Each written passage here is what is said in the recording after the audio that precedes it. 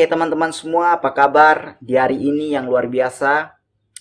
Jangan lupa bersyukur di hari ini dan enjoy aman. Oke guys, di video kali ini Kristen Status akan membahas tentang peran Kiai Sadrak dalam dunia penginjilan di Indonesia. Nah, Kiai Sadrak ini teman-teman adalah salah seorang penginjil yang sangat-sangat luar biasa di masanya teman-teman. Jadi, Kiai Sadrak ini mampu membuat iri orang-orang Eropa dan orang-orang saat itu kepada cara pelayanan dan tata pelayanannya kepada orang-orang luar dan orang-orang sekitar.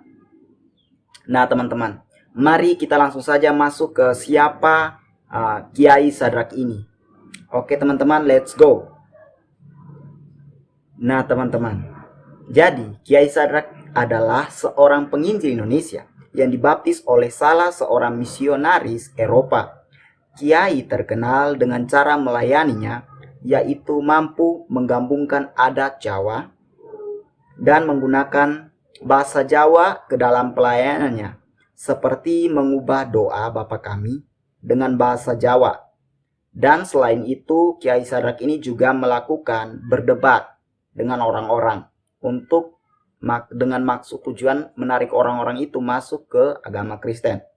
Sehingga pada saat itu Kiai Sadrak ini mendapatkan banyak sekali pengikut dan sangat terkenal. Nah, mari kita simak sosok Kiai Sadrak ini pada masa kecilnya, perjalanan Kiai Sadrak ini dari masa kecilnya ke masa mudanya. Oke? Nah, Kiai Sadrak lahir dari keluarga petani sederhana di Jepara pada tahun 1835. Nama mudanya adalah Radin dan masa mudanya penuh dengan petualangan yang sangat-sangat spektakuler. Jadi teman-teman, Kiai Sadrak ini atau Radin memang sudah sering berkelana mencari pengalaman. Dia mencari pengalaman hidup sekaligus mengurangi beban keluarganya yang tidak mampu. Dalam pengembaraannya, nantilah juga Radin pada akhirnya diadopsi oleh keluarga Islam Jawa yang cukup berada atau mempunyai uang. Nah, oleh keluarga tersebut, Radin pun kemudian disekolahkan ke sekolah lembaga pendidikan umum pada waktu itu yang juga mengajarkan pendalaman agama Islam teman-teman. Setelah itu, Radin juga sempat belajar ilmu kebudayaan Jawa kepada Sis Kanoman atau Pak Kurmen di Semarang. Pak Kurmen teman-teman. Saat usianya menginjak 17 tahun, berawal dari keinginan besarnya untuk mempelajari agama Islam lebih dalam yang pada akhirnya mengantarkan dia untuk belajar di salah satu pondok pesantren di Jombang, Jawa Timur. Sebagai bukti bahwa ia telah belajar Islam dengan sungguh-sungguh, akhirnya ia memberi tambahan nama Abbas di belakang namanya menjadi Raden Abbas. Jadi sebagai hadiah bahwa Radin ini sungguh-sungguh dalam belajar Islam, dia menambahi nama belakangnya dengan nama Abbas. Tak puas hanya belajar di satu pesantren, akhirnya dengan semangat yang penuh membara, Radin Abbas memutuskan untuk memperdalam ilmu dan ajaran Islam lagi di pondok pesantren Tegal Sari di Ponorogo, Jawa Timur. Nah teman-teman, jadi itulah perjalanan Kiai Sadrak di masa mudanya dalam pengembaraannya. Dia mengenal agama Islam dan sampai menambah nama belakangnya dengan Abbas teman-teman. Oke. Nah, di berikutnya kita akan membahas tentang perjumpaan dengan ajaran Kristen atau bagaimana Kiai Sadrak ini atau Radin Abbas ini yang tadinya tergiur dengan Islam, tergila-gila dengan Islam, kenapa sih bisa masuk ke agama Kristen? Nah teman-teman, mari kita bahas. Suatu hari teman-teman, Radin Abbas pergi ke sebuah desa bernama Mojowarno. Di desa ini, ia bertemu dengan Jelesma, seorang misionaris Belanda inilah untuk pertama kalinya Radin Abbas bersinggungan dengan ajaran Kristen. Nah, teman-teman, jelesma inilah yang telah mengkristenkan seorang petani asal Jepara yang bernama Ngabdullah, yang di kemudian hari dikenal dengan julukan Kiai Ibrahim Tunggul Wulung, sang penyebar ajaran Kristen di lereng gunung Kelut, Kediri, Jawa Timur, yang kelak juga akan menjadi guru bagi Radin Abbas. Setelah cukup lama mengembara mencari jati diri, termasuk nyantri di berbagai pesantren dan mengalami banyak pengalaman batin, Radin Abbas akhirnya bermukim di Semarang. Ia tinggal di Kauman yang dekat sebagai daerah komunitas muslim di Semarang. Di Semarang, Radin Abbas ia tinggal di Kauman yang lekat sebagai daerah komunitas muslim di Semarang. Di Semarang, Radin Abbas bertemu dengan seorang yang bernama W. Hoeso, yang mana merupakan seorang misionaris yang dikirim ke Jawa pada tahun 1849 oleh Nederlands Zendeling Genootschap atau Serikat Misionaris Belanda. Komunitas Sadrak dan akar kontekstualnya. Jadi, Sadrak bertemu dengan W. Hoeso ini agaknya membuat seorang Radin Abbas tertarik dan akhirnya memutuskan untuk ikut kelas KT Kasasi. Selain itu, bertemu dengan W. Hoeso, di Semarang Radin Abbas juga bertemu dengan gurunya dulu yang mengajari kebudayaan Jawa, yakni Sis Kanoman atau Pak Kurmen, yang ternyata sudah masuk Kristen. Gurunya Radin Abbas sendiri sudah masuk Kristen, teman-teman. Oke. Nah, seterusnya oleh Pak Kurmen, Radin Abbas kemudian diperkenalkan dengan Kiai Ibrahim Tunggul Wulung. Pertemuan dengan Kiai Ibrahim Tunggul Wulung membuat Radin Abbas benar-benar terkesan dan ingin berguru lebih jauh kepada Kiai Ibrahim Tunggul Wulung. Radin Abbas agaknya tertarik pada ajaran Kristen ala Jawa, yang mana tetap berkeyakinan Kristen tanpa harus meninggalkan adat dan budaya Jawa. Setelah mantap ingin memeluk Kristen, maka pada tahun 1866 dengan ditemani Kiai Ibrahim Tunggul Wulung, Radin Abbas pun pergi ke Batavia untuk menemui F.L. Anting, yang mana merupakan seorang misionaris pertama di Jawa Barat yang kemudian pindah ke Batavia.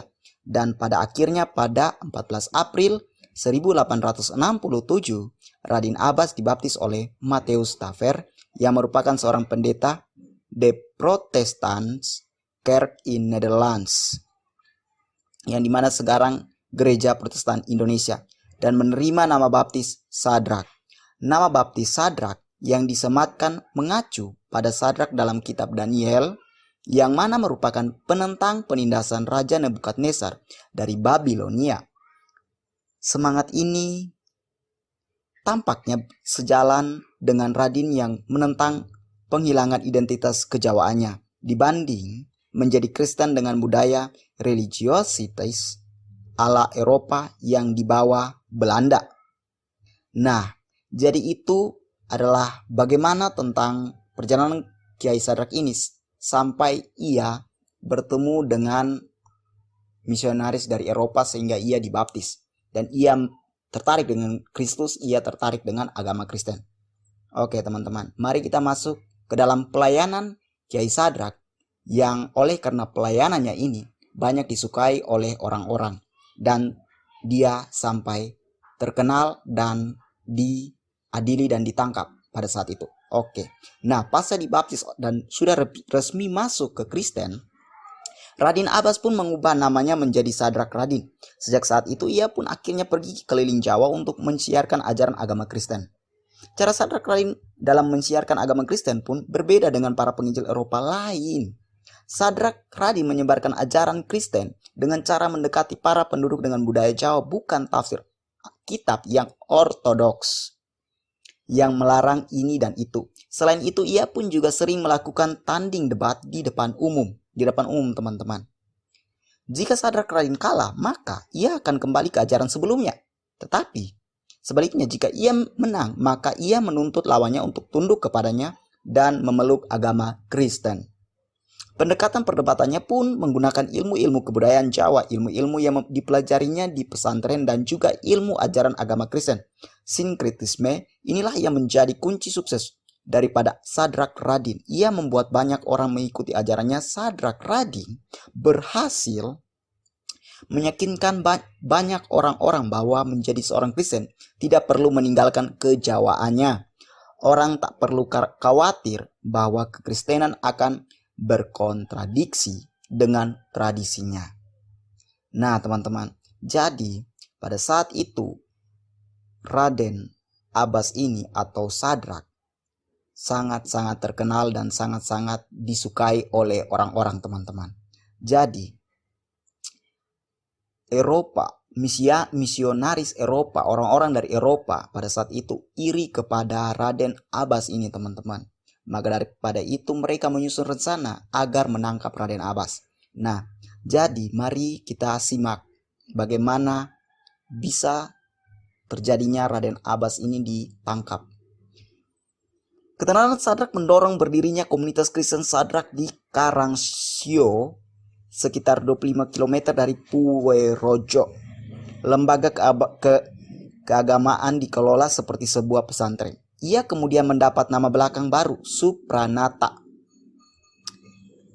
Nama ini sekali lagi mengandung aroma mesianik oleh pengikutnya. Kiai Sadrak Supranata dianggap semacam juru selamat yang dirindukan. Hal inilah yang justru menjadi titik konflik Sadrak dengan para sending Belanda maupun dengan pemerintah kolonial.